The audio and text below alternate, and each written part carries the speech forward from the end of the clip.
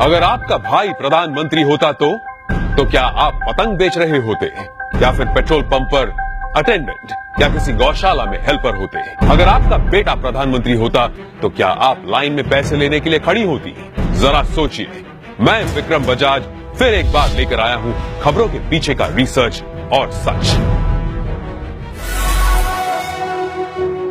इस देश में परिवार में एक बंदा पॉलिटिक्स में जाए तो परिवार में दूर दूर तक सारे के सारे पैसों के ढेर में खिलते हैं।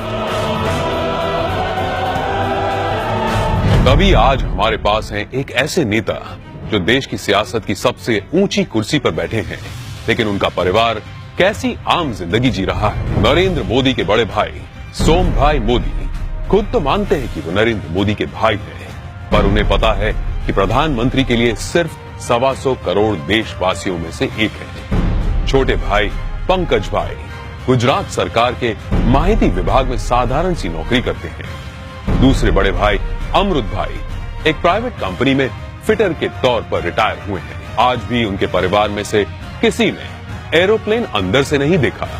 मोदी जी के दूसरे छोटे भाई प्रहलाद मोदी एक फेयर प्राइस शॉप चलाते हैं। उनकी 95 साल की माताजी नोटबंदी के बाद पैसे निकालने के लिए खुद लाइन में खड़ी दिखी थी। अब जब हम छोटे थे तो हमारा गुजारा करने के लिए वे अड़ोस पड़ोस के घरों में बर्तन साफ करना, पानी भरना, मजदूरी करना। आप कल्पना कर सकते हैं कि एक मां ने कितना कष्ट उठाया। नरेंद्र मोदी के चचेरे भाई अशोक भाई 8 बाय 4 फीट के किराए की दुकान में पतंग पटाखे और नाश्ते बेचते हैं। बड़े चचेरे भाई भरत भाई एक पेट्रोल पंप पर अटेंडेंट हैं और उनकी पत्नी रमीला बहन बड़नगर के अपने छोटे से घर में ही खाने का सामान बेचती है।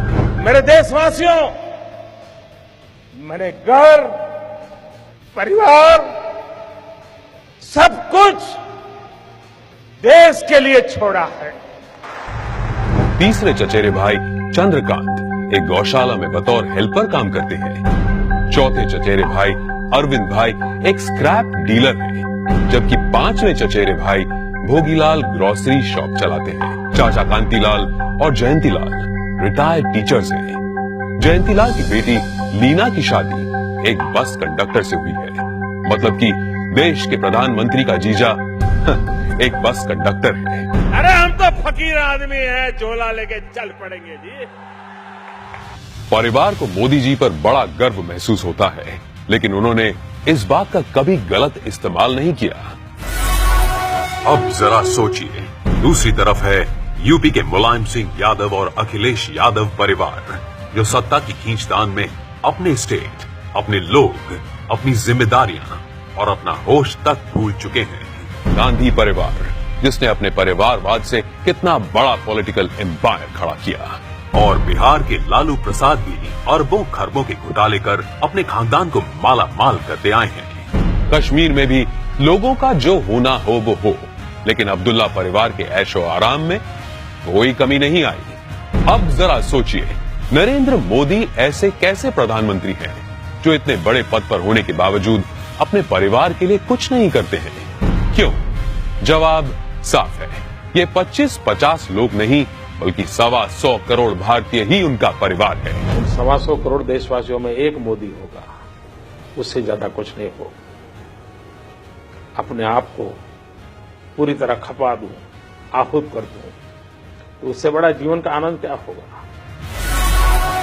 जरा सोचिए, क्या देश को ऐसा निस्वार्थ प्रधानमंत्री कभी मिला है, या तो कभी मिलेगा? ये जरा सोचिए।